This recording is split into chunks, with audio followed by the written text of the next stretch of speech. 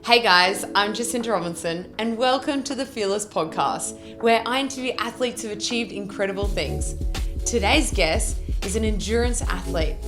On the podcast today, we speak about when he rowed a boat across the Atlantic Ocean and it took him 52 days. I'd like to welcome Sam Weir. Welcome to the podcast, Sam. Thanks for jumping on board. I've been in the heat here in, I don't know what this place is. Tell me about it. The dungeon. It's Mount Woodgy Surfboards. I've been making boards here for 45 years. So it's quite an old building, about 100 years old. And over time, we just kind of keep tacking things on. So it's a bit of like a rabbit warren. Yeah, right. And so what's your plan with the surfboards? At the moment, I basically just run the company for the boss. I do a little bit of shaping on the side just for kind of like myself and also glassing and that kind of thing. But mainly it's just basic running the asylum is what we call it. Yeah, cool. And you're, I saw a couple of boards. You were saying earlier that you hand make them. Is that correct? Yeah, so we're an old school company. So because the boys have been around for 50, 60 years shaping boards, we're a really old school mentality where we still handcraft everything. Yeah, right. That's so cool. Yeah. It's like that unique industry where you've got, the handmade. It's much better than the done by machine, and here we go. Oh, that's it. Yeah, at the end of the day, every surfer's a different build and different skill level, so you shouldn't have to conform to riding stock standard boards that are pumped out from Thailand. So that's what we focus on. Yeah, cool. All right, well, what I'll do, guys, is I'll pop where Sam is so that if you do want a board and you're on the Gold Coast, you'll be able to check out the links below. Yeah, sweet. So Sam, you're an endurance athlete. Now I'm going to run through what you've done for the audience. You've done multiple races, like 250 kilometers, 450 kilometers. You've done an Ironman. You've also done the world's toughest foot race, climbed Mount Kilimanjaro, and then in 2017, you decided to row across the Atlantic with your mate Dylan, which is over 5,015 kilometers, and it took you 52 days. What the hell, man? What inspired you to do this? Well, it was never my idea. Dylan came up with this idea of rowing across the Atlantic Ocean, and straight away I shut him down and said, nah, it's not happening. And then about 6 months later, he sends me a message because he lives overseas on super yachts. Yeah. And he sends me a message going, I've just signed up to do this race. And I was like, well, I'm doing it too. I can't let you row across the ocean by yourself. Yeah. I've never been in a boat before. Signed up, and then the next step was basically to find a boat. So we found an old abandoned rowboat over in the Canary Islands. It was cheap as chips. It had been basically gutted. There was nothing left of it. We had it shipped out to Australia, and we actually built it here at Mount Woodgy Surfboards. So we ripped it back to its bare carbon fibre, converted it from a single-man rowing boat into a pairs. So we only had basically a single-man rowing boat. It's only 7 meters long to accommodate both of us. So we had to rebuild the whole boat. It's basically like a big surfboard, and purely because we couldn't afford to get anyone to do it for us. So we did everything from rebuilding the carbon fiber structure to actually changing how the boat was made to suit both of us. So that took us 10 months of working up to 15 hours a day on the boat. Holy hell. Yeah, so a lot of handwork. The beauty of that as well is down here at Mount Woodgy Surfboards, got guys that have been making surfboards for 50, 60 years that have also come from the boat industry. So we got to kind of tap into their knowledge, and it came to the point where we were cutting stuff out. Then we'd have one of them run out going, no, you can't touch that. It's actually structural. So, we managed to get it together and took it for a float test, and it floated, and then basically threw it in a container, and off it went to the Canary Islands. Oh my gosh. Yeah. So you're out for so long. How do you survive without, did you have any source of power did you put any solar or anything on the boat or? Yeah, so we were running off 3 solar panels that was constantly charging all our lifelines. So our radio systems down to running our water system, which was basically like a small little diesel, would make about 5 litres of water a day. We had 5 litres. 5 litres of water a day. That's all you drank?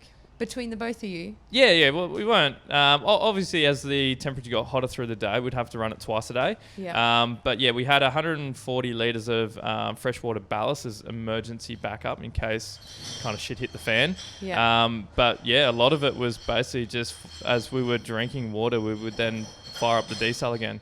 Yeah, right. Yeah. And then what about food? You would have had to take dry food, right? Yeah, so we had dry food. So we ordered it from Australia to land in the Canary Islands, and it never turned up. So the day before us leaving, we were going around the place just trying to find like food to throw together.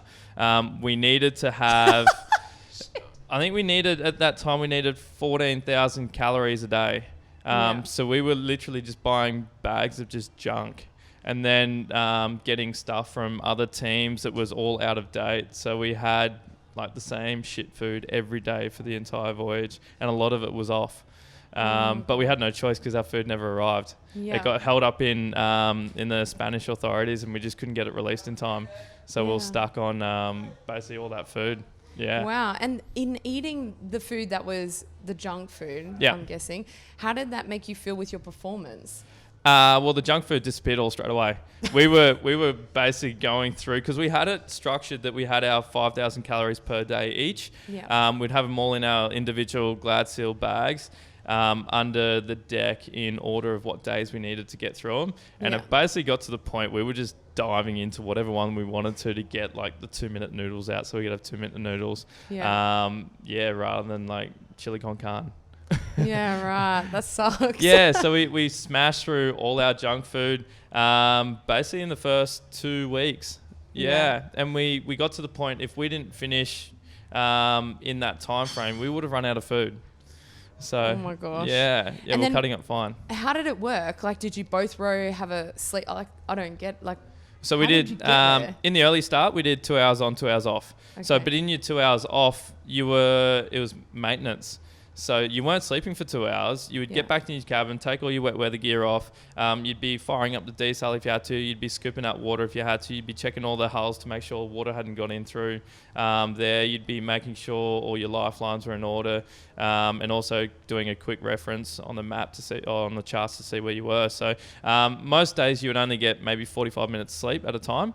Yeah, wow. And then as the days got on, when we started to hit rough weather, it was an hour on, hour off. And then some days we would row constantly where you would be doing an hour, it wasn't even an hour, it'd be like half an hour on, half an hour off, purely just to stay in the one spot because the current was so strong and the weather systems were so bad. So you're basically rowing, and as soon as you take your final stroke, the other person, you'd have to jump out of the way. They'd jump on and continue the stroke.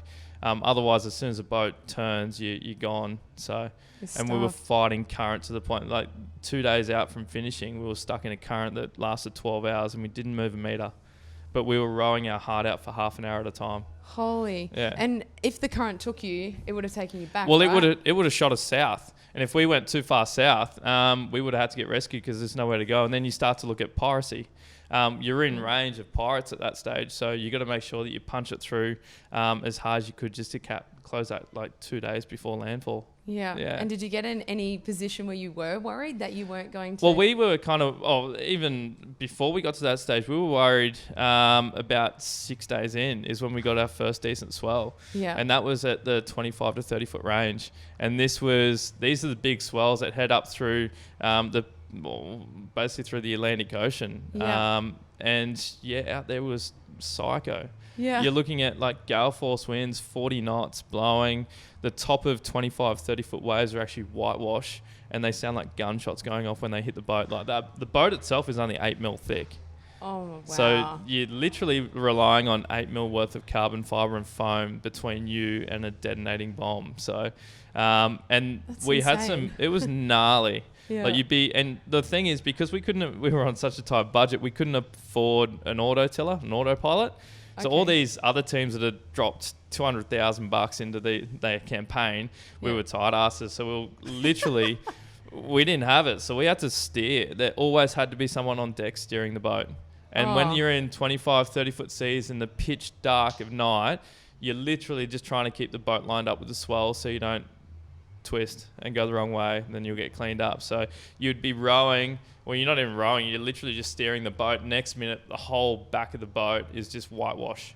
And then you're like, oh shit, and you just grab whatever you can, ditch the oars, and just hold on for dear life until it washes over the deck. And then get back up in the rowing seat, drenched, waiting for the next one to hit. Yeah. And then that first swell is actually when two of the teams had to abandon ship and got rescued. And it's purely they capsized and flooded, and the boat started to sink, so I had to send out maydays. Really? Yeah. So we were really lucky to survive that storm. And then that's when we capsized as well. So when we capsized, the guy I was rowing with, Dylan, he went overboard and got pinned by the rowing oar over the side. So as soon as we rolled back over, I just kind of scrambled across the deck and then undo his harness so he could get free and then pull him back up on deck again. So frightening stuff. And then because water got into the batteries, everything that was metal on the boat went live. So it was you're trying to walk around deck and whatever you touch would zap you. It was frightening. Yeah. Yeah. Because as soon as water gets into the battery systems, it can literally stop you to the point you can't continue. Because that's your lifeline. Yeah. Far out. And that was like welcome to the Atlantic Ocean. You 2 day the 2 weeks in. Wow. Yeah. And then we just got bombarded after that the whole way across. And what were you thinking in those moments? Like obviously, at the start of when that happens, you would have just been rolling with the punches, like just doing what you needed to do. Yeah. But after you being slammed a couple of times, what were you thinking? Were you like, oh shit, this isn't... You kind of get excited about it. Oh, get out. Yeah, you get excited about it. And for me too, it was the only time where my mind was focused on something else. I didn't feel seasick. I was seasick after 3 hours after we left the port. Oh my. And I was on every tablet known to mankind about seasickness. And I was like, the first 3 hours in and I was fine. As soon as I left that, I was crook. So every time I was rowing on deck or I was in the bit of shelter, I was with a bucket. Yeah, and you probably weren't like having the nutrition to replenish. Oh, no. So whatever you ate came straight up. Yeah. And a lot of the food, I'd literally just sit there, have 2 or 3 teaspoons of it. And then I'd try and let that settle. I couldn't function. I couldn't do anything that I had to look down. So I couldn't even tie a knot looking down because I'd get seasick. So you were just up the whole time. Oh, yeah. But your body adapts and it starts to learn. It's like the body knows that it's going to throw up almost. Yeah. Like it was clockwork. As soon as I'd eat something, within 5 minutes, I'd just throw it back up again. So I knew that as long as I kept eating small amounts and drinking water, it was enough to keep me moving. So yeah. And how was your body feeling, like physically, like because doing the same repetitive movement again and again, there comes a point where you'd feel like worn out. Oh, of course, that was basically straight away. It's that repetitive motion of having to sit on a seat and row, and it's a test on the mind. And then you get to the point where after a week in that you've got no skin left on your ass. Like it's to the point like everything's been worn down. It's even painful to like when you do your shift change, it's painful to sit down. Yeah. And then having to row and then to do that every hour, it's excruciating. Yeah, because I would think that your grip would be funny as well. Your grip's gone, your hands just all like soft mash. All your hand peels off and your ass is the same too. You've got no skin there at all. Like it's just every time you sit down, you'd have to put a new sheet down, which would be red stained in blood. And we would have our own little sheet that would wash out after every shift and lay it down again. So, yeah. Wow, sounds brutal. Yeah, but you don't have a choice. Like the only choice you have is to get up. Because if you don't get up, you only let your mate down. Even when the alarm goes off, like the alarm on the iPhone is terrifying. Like it still brings flashbacks. The same alarm clock, and we had that constantly every hour. So and as soon as it goes off, you're straight up. You've got to put your wet weather gear on that's soaking wet because the stuff we had broke straight away. Like we paid top dollar for these weatherproof pants and jackets, and within sitting on your ass rowing a boat, just tore all the seams out. So they were constantly wet and they didn't keep us dry at all. Wow. Yeah, so it's just that repetitive motion, getting up, but you have to because your mate's relying on it. Yeah. And when it comes down to it, 30 seconds that you have to spend longer rowing sucks. And then you only hate that person for it. So you got to make sure everything happens fast. As fast as possible. Yeah. And do you believe that if it wasn't for being with Dylan, if you were to do it yourself, do you feel like you may have not got through a whole lot? Stuff like that I enjoy. Like I would have done it. If I was going to do it again, I'd probably do it solo. Like I once you get past the first week, I was actually enjoying it. Like it's even when you're running, like you just get into your own little zone and your own little pattern and away you go. It's just like clockwork. It's like you were never there. You just zone out like meditation. So stuff like that I enjoy. Most things I do by myself anyway. But it's just good to be there with a mate. Yeah. Do you think that like that you get addicted? Because like I know that like when you go for a run, you get that runner's high. Is that what you mean? Like you're in your own meditation, so you're addicted to that feeling? And it is. And your body realizes it becomes normal. It's normal routine. And you're out there for, it can be up to 90 days. And that's what you tell yourself at the start. So you could be out there for 90 days, even though we didn't have enough food for it. But you just accept the fact that there's nothing you can do to change it. You just got to keep moving. And if you forward. whinge about it, who are you going to whinge to? Yeah. Your mate who's just going to tell you to shut up anyway. So, yeah. And how did you train? Because you said that you've never rowed before. How did you train for it? Didn't train. Bought a rowing machine. Yeah. Had that for about a week. So bought it off Gumtree for $800. Yeah. Had it for a week and then sold it for $1,000. Oh, and I was like, I sat down on it. I was rowing at home, watching TV, and I was like, this is shit. Yeah. So I sold it straight away. I was like, at the end of the day, we're in the ocean rowing. There's nothing you can really train for. Yeah. If I can try and train my mind for it, then I'm fine. But physically, I didn't do any training. I think me and Dylan went to the gym once. Dylan goes to the gym a fair bit, but I just stuck to running. Yeah. I was like, I'll just keep running, and there's no point trying to change how I train just for the crossing. Yeah. Yeah. And I believe like Run Fit prepares you for a lot of things. Of course, yeah. Like I know that I train people in a gym, and the runners, they are quite capable of doing anything. Yeah. You get like the weightlifters, any other sport, they're struggling, they're dying. Yeah. It's interesting. Yeah, for me, like my whole theory was a lot of people bulk up for the race.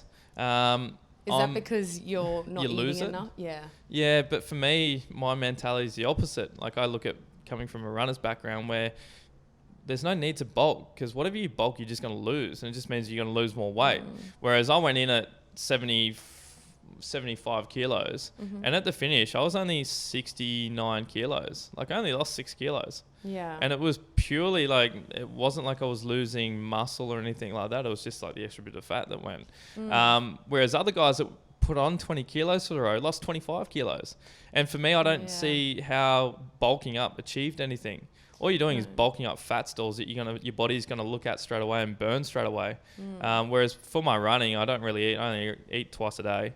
And for my running, I don't really lose that much weight. And if I do lose weight, it's purely water load that I lose. Yeah. And they're probably putting their body into overdrive if they're loading up, and then it has to work harder because a lot of them, so much more. Yeah, a lot of guys bulk up, but they only bulk up like with 4 weeks to go. Yeah. So you're literally just eating shit to pile onto your body. Yeah. And then all you're going to do is row, and your body's just going to burn that off straight away anyway. So, for me, my mentality was different when it came to carb loading. Yeah.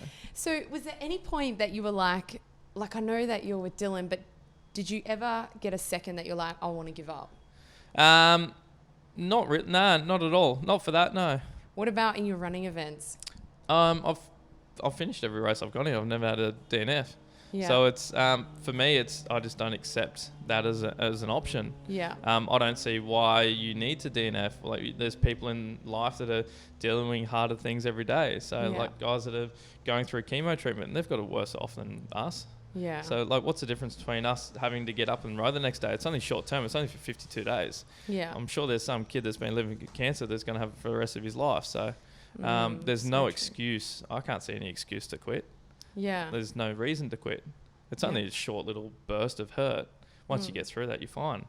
Yeah, and I think that's the amazing thing about your mindset, because you're focused on the goal and the task, where a lot of people I've found in the past, they probably a bit feared. Yeah. And then as soon as any opportunity, they're ready for the out. Of course, yeah. And if you give that person the opportunity to pull out, they will. Yeah. It's like a lot of races now where you've got checkpoints. Checkpoints are unreal for refueling, but a lot of people see them as like, okay, my next goal is to get to the checkpoint. But then once they've gotten there, their mentality is, okay, now I can stop. So, and now that races are starting to go a little bit softer on the way that, say for running, you sign up to a 100-mile race. A lot of races are now giving you the opportunity to pull the pin at 100K and still have a qualifying time for 100K. To me, that's a DNF. Yeah. You signed up to do 100 miles. You do 100 miles, and if you don't do it, it's a DNF. Yeah. So I don't understand why races are starting to get soft. I suppose they're trying to please the masses. I don't see why you should allow people to get a medal for finishing 100K even though they signed up to 100 miles. It's like that saying that, I can't remember who said it, but they're like, why should you give a medal out to people that come 4th, 5th, 6th? It makes the people that came first feel shit. Yeah, and the person exactly that gave right. them the medal doesn't actually feel the accomplishment anyway. So what's the point? Well, you're giving it everyone an even playing field, which it's not. Yeah. You bust your balls in training and you go out there and you've earned that title. It's the same as how they look at training as an iceberg. It's all everything underneath the sea level that goes into it. If you're half-assed about it, you shouldn't be rewarded. Yeah. If you don't give it 100%. Yeah, absolutely. So talking about like running, with your running events, do you prepare leading up, or are you like what you did with the rowing? Do you leave it till I'm the last minute, same as rowing. I don't train at all. You'd have to train a little bit. Nah, like even up to the last race, which is a 500K race, I think I might have trained in the month leading up to it. I might have run about 30K in total. Oh, wow. Yeah, I just don't train at all. Why is that? Is it because you don't... It's all in the head. Yeah. Yeah. If you're strong in the head, you can achieve anything. Yeah. It's only if you're weak in the head that you've actually got to make up with it with training. That's how I kind of see it as. Like I know myself when I go into those races, I'm going to finish it. Yeah. All it just means I'm going to hurt a little bit more because I haven't trained as much. Yeah. But over those long distances, you're only going to hurt for the first 100K, and then it becomes normal after that because you've told your body that's what you're in for and that's what you're prepared to go through. So once you get through that, like the first 75 to 100K of any race absolutely sucks and it hurts like hell. It's like my body's like, what are you doing? You haven't trained. Everything hurts. Every joint hurts. Most of the time I've got throbbing headaches and I'm throwing my guts up. But once I get past that 100K, I'm fine. I'm happy as Larry. Yeah, your body's in that routine. And that's it. Yeah, and mentally I've prepared myself for that distance and then I'm fine. Yeah, but it just comes down to mental fortitude, and that's what I train myself in the mind games. And how do you do that? Do you like set yourself a checkpoint, or is it prior you visualize what you're going to do? Just visualize.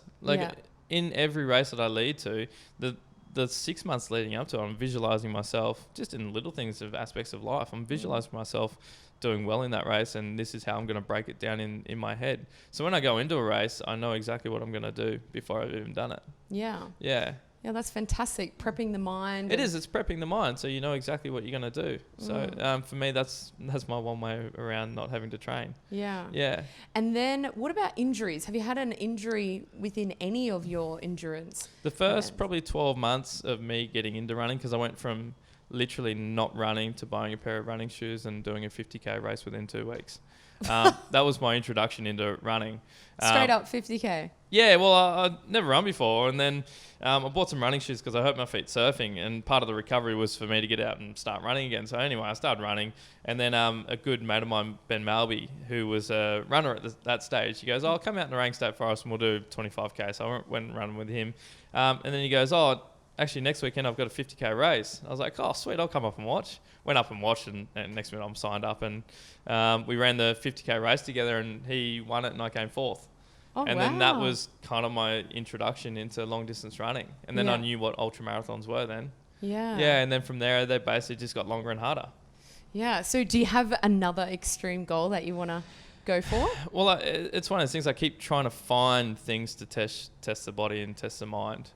That's the ultimate goal, is to find what your breaking point is. It's one of the, I haven't found it yet. So I'll just keep finding longer and harder races until I find it.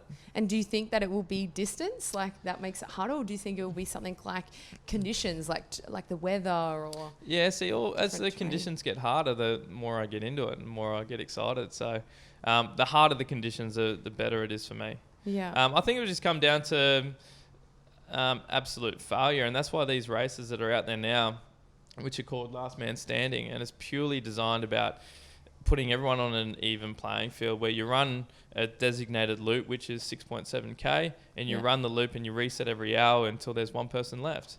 So it puts men and women on the same game. To the point that everyone has to reset. So it purely comes down to who has the mental fortitude to keep going. And those races I can see is the next kind of pinnacle. So yeah. Which is awesome. And so you said the men do compete against the women, or do Yeah, they so it's still all have mixed because it's an even playing field. It's the only kind of race that's designed to have everyone on it's not about speed. Yeah. It's all about strategy, and it's all about literally coming down to who's got the mental fortitude. And that's when it puts male and female on the same playing field. And most of the time, females have the upper hand. Yeah. Like all the races that happened, like Courtney Dauwalter over in the States, she ran in the last man standing, she ran for 67 hours. Did she really? Yeah. Wow. Yeah. She came second, but it's an amazing feat, and that's when Yeah. it purely puts them on the same playing field. Yeah. Yeah, whereas every other race, men are generally faster over shorter distance. But as you get longer, women start to bounce back up to become as the next kind of like the pinnacle in that sport. Why do you think that is? I don't know what it is, but every female I've raced against that has kids, has gone through pregnancy, they're extraordinary mentally strong. Yeah. It's insane. Like I remember running a race with Deb Nicol. She's a Kiwi, and it was a 24-hour race around a 400-meter running track. And she took a gel every half an hour for 24 hours straight, ran 224 kilometers in 24 hours, and absolutely obliterated everyone. And it was just her mental strength to keep going. She's not the fastest woman around, but she's just mentally strong, and she outdid all the men. I wonder if it's just that, you know, like, and same thing as you age, it's like knowing what to do rather than going out with the big ego and doing it as hard as fast and then you're completely stuffed after. That's it. Maybe that's a little bit to do with it. Yeah, it's like when you look at any endurance sport. A lot of guys are in their prime in their late 30s and 40s. That's when your endurance peak. Yeah. When you're young, that's when you're a fast twitch and you're into triathlon, and that's when you smashing things out and you're in your 20s. Once you get over the 30s and 40s, that's when you're in your prime for endurance and you can go all day. Yeah. Yeah.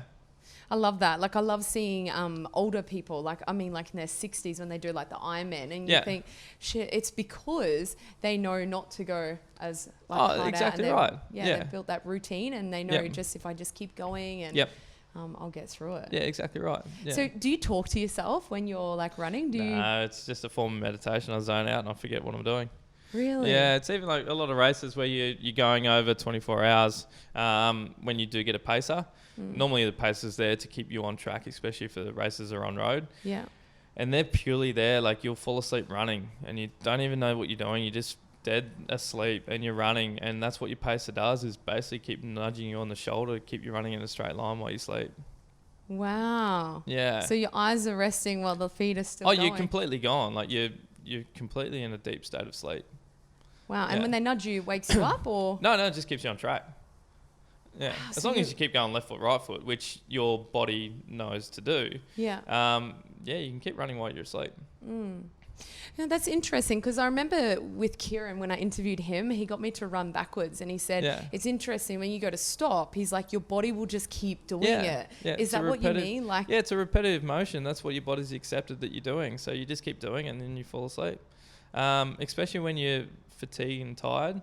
When you're running long distance also, your heart rate's quite low, which is in that resting zone. Like when I've done races that are 400k or so on foot, your heart rate's only sitting at about 110, 120 max. Really? Yeah. And you can fall asleep at that heart rate. Yeah. And that's you running. Yeah. It's crazy to believe, right? Like, to think that happens, especially like I've never done that myself. Yeah. But to think like, oh my God, my body would still do it, like still run forward. Yeah. And I'd be snoozing. Yeah. It's all part of it, and then you get the hallucinations and things like that as well. So. Oh really? Yeah. Yeah. Because you're so mentally and physically fatigued. Exactly right. Like even the last 500k race we did, you're running through the bush and you fall asleep, and Dylan actually came out and crewed me for one of the loops as well. Yeah. And it's basically you'd be running along, and next minute you've run off into the bush, you've hit the ground and you've fallen asleep. And then all his job is to knock you on the shoulder and say, hey, get up, go again. And you just pick yourself up and get going again, and then you'll run off onto the other side of the bush and fall over and hit the tree and go to sleep. So he'll come pick you up again and go, hey, there you go again. Wow. Yeah. And it's the same with hallucinations as well. You'll be running along and then you'll see, prime example, a field that's got pink elephants in it. And then it's basically up to them to tell you that you're hallucinating and just keep going. Yeah. Or you'll be running along. These are all obviously things that I've seen. You'll be running along and you'll see a whale in the lake. Yeah. To you, it makes total sense. And then your crew will actually tell you, oh, no, it's not. Actually, just keep running. So, yeah, that's so amazing. I wonder if it's like subconscious thoughts, like, and that's it would why be, yeah. Even when it came to rowing, like it came to this subconscious thing of, I actually kind of put it together. Like I was rowing and I kept on seeing a palm tree. And I was like, I'm in the Atlantic Ocean. Why am I seeing a palm tree? Yeah. And it took me till I got home to realize it was the same palm tree that I saw on a surf trip to Indo back in 2007. And I just remember driving through to check the surf and seeing this epic palm tree. Yeah. But it somehow stayed in my brain and popped back up when we were crossing the Atlantic Ocean. It kept on popping up in the ocean, just this one palm tree. Wow. And that's where it came from. That's insane. So it's funny how the brain works. And how we store things and have of course. idea. Yeah, because at the time, it's like, why would your body store it? It's just a bloody palm tree in a field. Like, it's nothing exciting. So but it's crazy how the brain stores and then fires it back to you when you're fatigued. Yeah. Yeah. How fascinating. I wonder what would happen to me. Yeah. Well, that just kind of tells you how strong the brain is. At the end of the day, it's not your legs giving out and it's not your hips giving out. It's your brain telling you that your hips are sore and it's your brain telling you to tell your legs to stop running. So that's when it comes back to, like, you've got to have most of the time they're pretty piss weak excuses why people stop races. And it's purely their brain. It's the brain telling them that their hamstring's sore and that they should stop running. Yeah. And I think that applies to a lot of things, right? Like whether even it be build a business or you're doing some event, whatever. Of course. Yeah. I think people tend to go, oh shit, it's getting hard. I want the easy way now. Yeah, that's it. Yeah, a little roadblock and then they're like, fuck, well, that's the end of it then, rather than trying to find a way around it. So I refer to them as brick walls, especially when you're racing. You'll come across a brick wall. A brick wall is basically where the body wants to stop. Yeah. That's when a lot of people stop. But to me, I know the brick wall's only going to last 25 minutes. And normally it's from a sugar low. So just pump a bit of sugar ready punch to go it through again. the next 20 minutes and then you're fine. So, and then you just wait for the next brick wall to come. Yeah. Yeah. So Sam, tell us, what would be your best piece of advice for people that are going through something like they find that is mentally struggling, like they feel like they can't push through those brick walls? For me, it's always just referring back to there's always someone else in a shitter situation than you'll ever be. So that's what I always go back to is if you're in the hurt locker, it's only going to last 25, 30 minutes. And there's some poor little kid suffering cancer who's got it for the rest of his life. So you got to put your life into context to everyone else's that's doing it tough. And that should give you a good enough reason to keep going. Yeah. Yeah. Yeah, no, I love that. Referring to what other people are suffering and then... Because there's always someone worse. We know of course, that. Yeah. But we just got to think about it and then go, oh yeah, and then that will give us the courage and of course, strength to keep going. Yeah, exactly right. Yeah, so I love that bit of advice. Yeah. Well, thank you so much for coming on, and we look forward to your next big adventure. I'll pop the details of Dylan. of Sam in the notes below, and then that way we can follow you along and see. Yeah, perfect, unreal. Yeah, it'll be very exciting. I'm excited to see. I reckon we do like a 1,000K run. That's pretty long. Yeah, I was trying to push the race organizer for the 500 to bump it to 1,000, but he won't buy it. So, I wonder how many people would do it. Well, there's also another mob trying to start the old Sydney to Melbourne race, which was a 1,000K foot race. Yeah. That's going back to the 80s. I'd love to get that going again. Yeah. But there's not enough 1,000K races out there. Yeah. Yeah, there is. But they're around a 400 metre running track. And no one wants to run around a 400 metre running track for 1,000K. So no, it's more, it's better being like somewhere you're going to, like a destination. Point to point. Yeah. Exactly, yeah. You got things to look forward to and it's a new experience along the way. So yeah, I that's totally get it. Exactly, yeah. Yeah. Cool. All right. Well, thank you. No worries at all. Thank you. Thanks for listening in, guys. If you're on Apple, please leave a 5-star written review. If you're on YouTube, give us a thumbs up and subscribe to the channel. All right. I'll see you next week with the next inspiring story.